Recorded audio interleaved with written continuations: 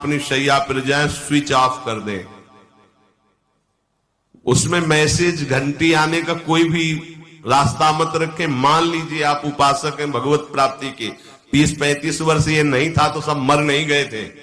और बोले इमरजेंसी, जब इसकी 30-35 वर्ष से पहले इसकी कोई रचना नहीं थी, मुझे लगता है, क्योंकि 30-35 वर्ष में ही इसका विस्तार देखा है।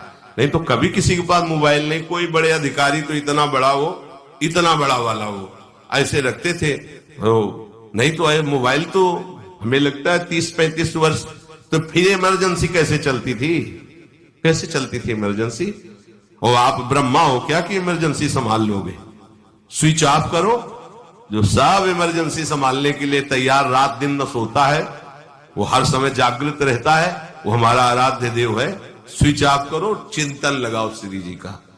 ये जो रात्रि के शयन के समय मोबाइल में इधर उधर दृश्य देखने हैं, अपने सर्वनाश का बीज बोना है। मान लो, हमारी प्रार्थना मान लो, ये उस समय मन आपको परेशान करेगा जब कमरे की सिटकिनी अंदर से बंद होगी। सबसे प्रार्थना है रात्रि के शयन के समय।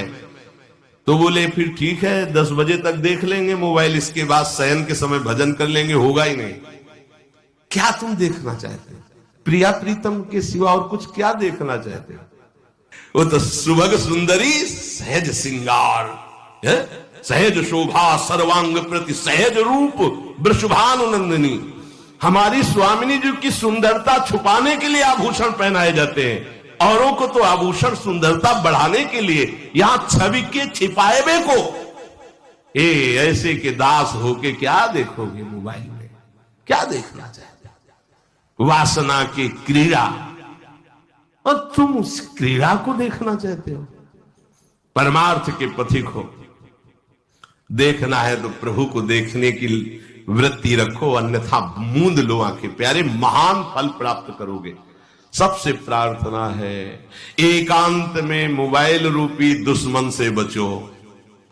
क्योंकि जब आप गंदी बात कहीं देखोगे तो आपके अंदर वैसे चिंतन बनेगा, वो ऐसे ही लगेगा मैं भी ऐसा करूं, मैं भी ऐसा भोगूं, मैं भी ऐसा देखूं। मान लीजिए आप, जब हमारे शास्त्र कहते हैं कि पशु पक्षियों के मैथुन को भी नहीं देखना है, अगर ऐसा एक बार दृष्टि पड़े तो मानसिक प्रणाम करके दोबारा दृष्टि न देना। और आप मोबाइल में ऐसी चेष्टाएं देखोगे, कैसे आप भगवत भजन करोगे? कैसे भगवत प्राप्ति का उद्देश्य रख पाओगे? ये कलयुग की बहुत महीन चाल है, उसके बिना काम नहीं चलेगा और हम तुम्हें काम से युक्त कर देंगे। इसके बिना काम चलेगा नहीं। तुमको